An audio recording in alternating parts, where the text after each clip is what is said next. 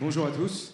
Je suis très heureux d'être ici, avec vous ce matin, très heureux d'avoir été invité par la BPI. Alors, très heureux, mais je dois vous dire un peu surpris aussi. Parce qu'on pourrait quand même se poser la question, que fait un scénariste ce matin à la Deep Tech? Et je dois dire que chez moi, j'ai 3 enfants dont 2 sont scientifiques. Bon, oui, on ne peut pas tout réussir.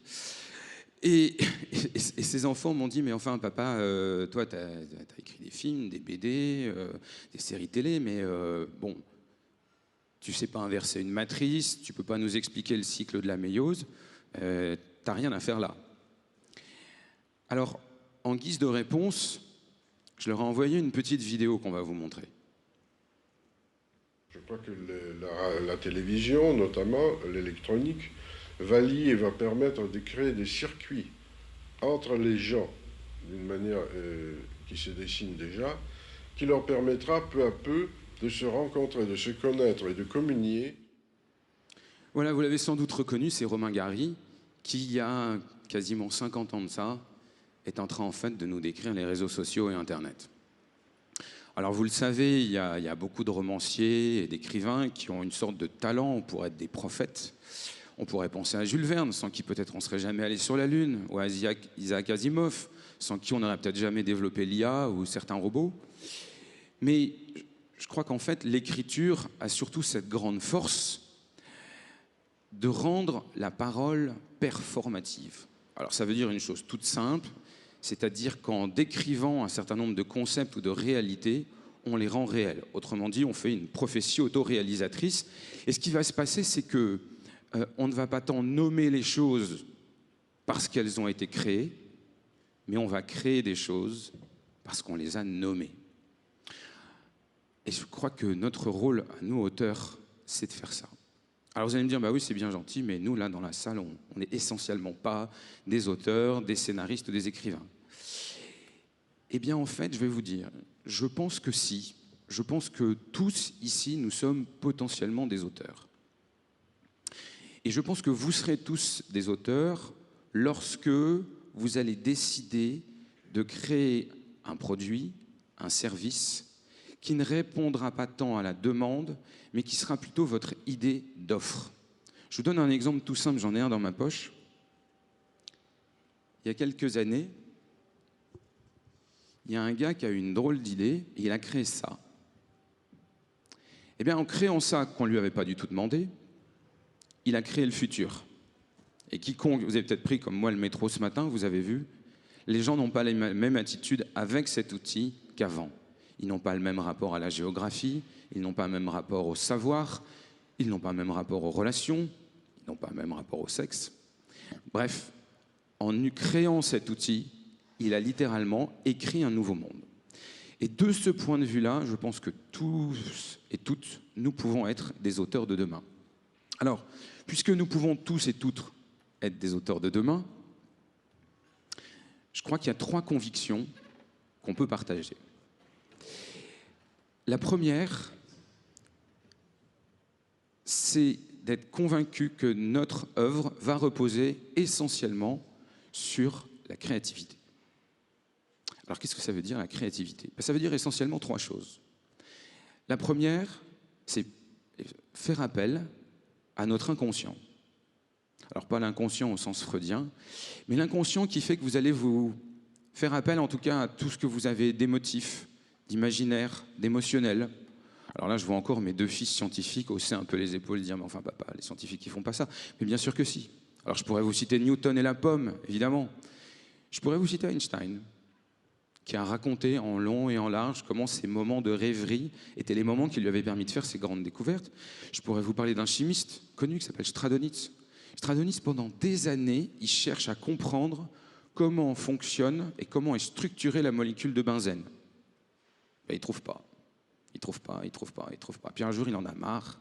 Il décide d'aller prendre des vacances. Et le soir, alors qu'il est en montagne, lors d'une balade, il va allumer un feu, puis il va regarder les flammes. Et il va laisser vagabonder son esprit. En le laissant vagabonder, il va voir des sortes de serpents dans ces flammes. Et ces serpents se mordent la queue. Et à ce moment-là, il va comprendre. Il va comprendre que la structure de la molécule de benzène est circulaire.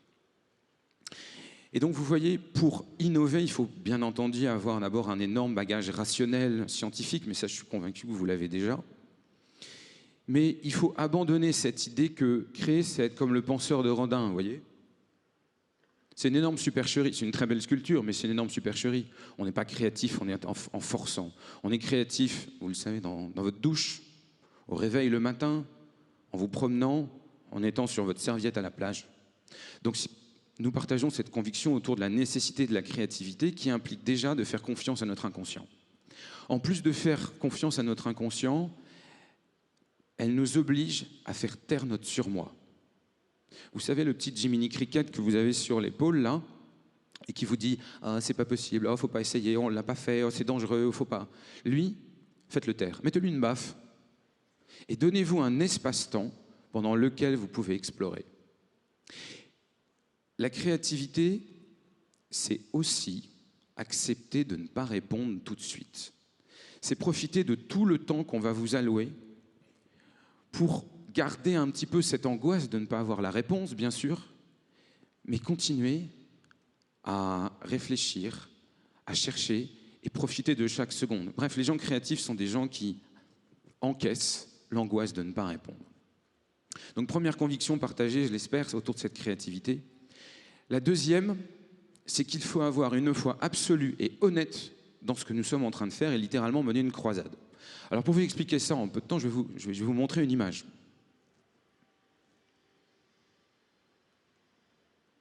Alors voilà, ça c'est la couverture d'un de mes albums qui a été faite non pas par moi mais par le dessinateur qui s'appelle Mathieu Laufray.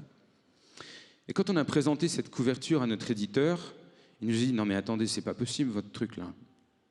On ne tourne jamais le dos à son public. Ça ne se fait pas sur une couverture. » Et nous on lui a dit « Si, on a la conviction, on a la foi que ça va marcher. » Elle a dit « Non, attendez, on va demander aux commerciaux. » Alors tous les commerciaux, ils ont dit « Ben non, on ne tourne pas le dos à son public. » Et nous on a dit « Mais si, ça va marcher. » On a dit, non, on va demander au marketing. Le marketing nous a dit, mais non, ça s'est jamais été fait, on ne tourne pas le dos à son public. Et là, on est monté sur la table, on a dit qu'on était des auteurs qu'on maltraitait et que sinon on ne viendrait plus jamais, etc. Bon. Donc ils ont haussé les épaules, ils ont dit, ils sont fous, mais c'est pas grave. Bon, on en a vendu 250 000 exemplaires. C'est pas pour vous dire qu'on vend des albums ou qu'on avait raison, mais ce que je veux dire, c'est qu'à un moment, la terre entière vous dira que vous avez tort.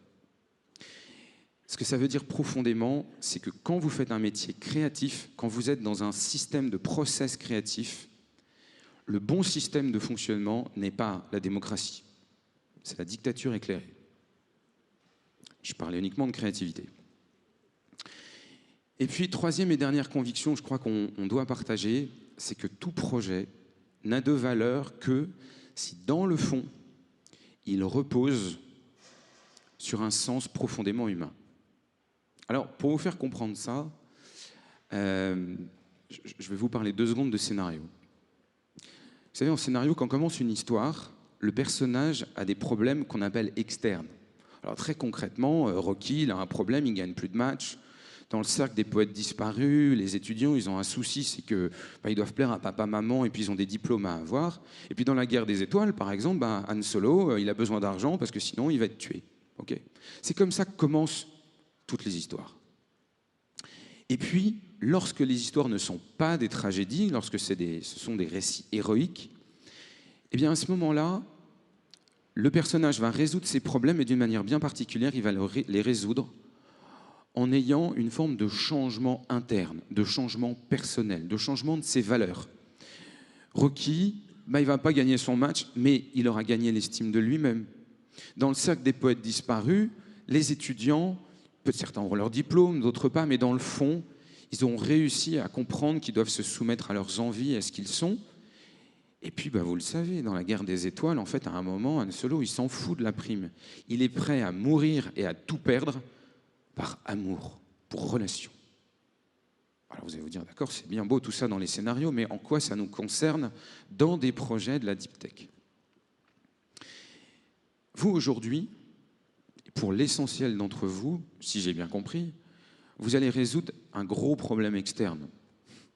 Le problème externe, c'est que demain, il fera peut-être 50 degrés à l'ombre, et qu'on n'aura pas trouvé de solution pour, que sais-je, résoudre les problèmes de santé du cancer, des problèmes de biodiversité. Et on appelle en ce moment, j'ai lu ça dans Le Monde il y a quelques jours, un nouveau projet Manhattan pour résoudre ces problèmes, à investir énormément d'argent pour les résoudre. Et je trouve ça absolument génial. C'est fondamental, bien sûr, et on est tous d'accord là-dessus. Sauf que moi, je pense, et j'ai même la conviction absolue, qu'il faut aller un petit peu plus loin. De la même manière que pour résoudre les problèmes de leurs histoires, les personnages doivent changer en interne, eh bien, je pense que, en même temps et de façon conjointe avec le changement technologique, avec peut-être le Manhattan technologique qu'on va devoir mettre en place, il va falloir créer un nouveau récit positif pour notre société. Elisabeth Badinter avait appelé ça une utopie structurelle. Ça veut dire en fait une nouvelle approche d'un savoir-vivre fondée sur ce qui est important, en fait, ce qui est fondamental pour nous, la justice, la liberté, l'autonomie, la spiritualité.